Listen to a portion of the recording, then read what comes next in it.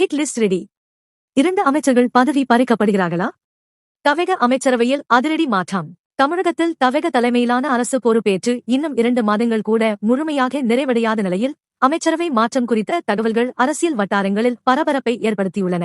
கூட்டணி ஆதரவுடன் ஆட்சி அமைத்துள்ள தமிழக அரசில் சில அமைச்சர்களின் செயல்பாடுகள் குறித்து தலைமையின் கவனத்திற்கு தொடர் புகார்கள் சென்றுள்ளதாக கூறப்படுகிறது.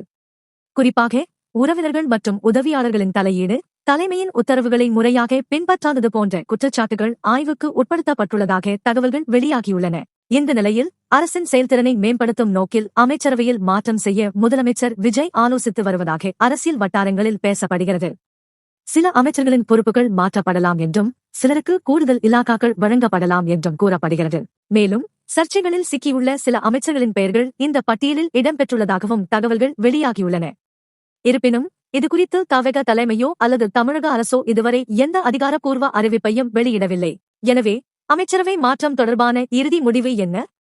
யாருடைய பதவி தொடரும்? யாருக்கு புதிய பொறுப்பு கிடைக்கும் என்பதை பொறுத்திருந்தே பார்க்க வேண்டும்.